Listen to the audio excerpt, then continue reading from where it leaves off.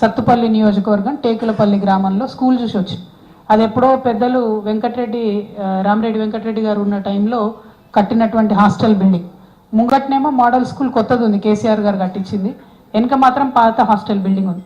ఒక్కసారి ఇమాజిన్ చేయండి అన్న, మనం నిద్రపోతుంటే పైనుంచి పైకప్పు ఎప్పుడు ఊడిపడుతుందో తెలియనటువంటి పరిస్థితులలో అక్కడ ఆడపిల్లలు దాదాపు 150 మంది ప్రాణాలు అరచేతిలో పెట్టుకొని ఉంటా ఉన్నారు.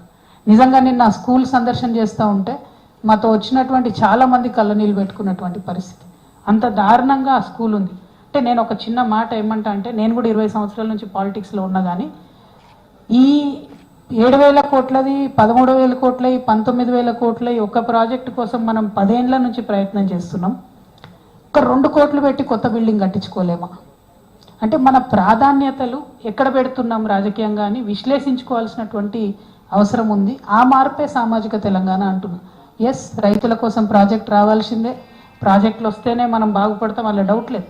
ఎట్ ద సేమ్ టైం ఒక 2 కోట్లు, ఇది 20,000 కోట్లతో ప్రాజెక్టు కడుతున్నాం, ఒక 2 కోట్లు, 1 కోటి రూపాయలు పెట్టి ఇట్లాంటి బిల్డింగ్స్ రిపేర్ చేసుకుంటే 200 మంది ఆడపిల్లలు గుండె మీద చేసుకొని నిద్రపోతారు అనేటటువంటిది నా ఆలోచన.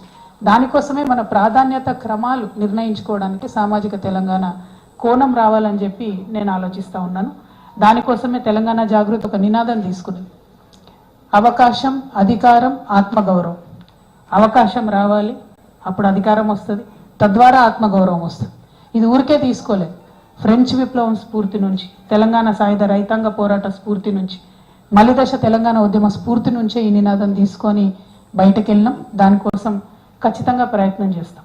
ఇది సాధించే క్రమంలో మరి బీఆర్ఎస్ పార్టీ పనిచేసిందా చేయలేదా? మీరు కూడా మొన్నటిదాకా అందులోనే ఉన్నారు. ఎస్, కొంతవరకు ఖచ్చితంగా పనిచేసింది. గ్రామ స్థాయి నుండి క్షేత్రస్థాయిలో మార్కెట్ కమిటీలలో మొట్టమొదటిసారి ఎస్సీ, ఎస్టీ, బీసీలకు అవకాశం కల్పించింది కేసీఆర్ గారే. అంతకుముందు ఎంట్రీ లేకుండా, రిజర్వేషన్ కూడా లేకుండా వేరే కమ్యూనిటీస్ వాళ్ళకి, కానీ అవకాశం కల్పించింది కేసీఆర్. అట్లా గ్రామ స్థాయి నుంచి కూడా ఒక విప్లవాత్మకమైనటువంటి మార్పులు తీసుకురావాల్సినటువంటి అవసరం ఉంది. అది ఓన్లీ మార్కెట్ కమిటీలలో చేస్తే సరిపోదు. నిన్న ముఖ్యమంత్రి గారు ఏమన్నారు? 42% ఇయ్యంది, నేను ఎన్నికలకు పోనన్నాడు. నిన్న కేబినెట్ ఏం తీర్మానం చేసింది? సర్పంచ్ ఎన్నికలు 42%తో మేము పార్టీల వారీగా ఇచ్చుకొని పోతా అంటాం. పార్టీల వారీగా బీసీలకు ఇవ్వడానికి అది బిచ్చం కాదు. మీరు భిక్ష వేస్తే తీసుకోవడానికి బీసీలు సిద్ధంగా లేరు. సర్పంచ్ ఎన్నికలలో గుర్తులు ఉండవు. సో మీరు 42 ఇచ్చినా, 52 ఇచ్చినా, 62 ఇచ్చినా అడిగేటోడు ఎవడు ఉండడు.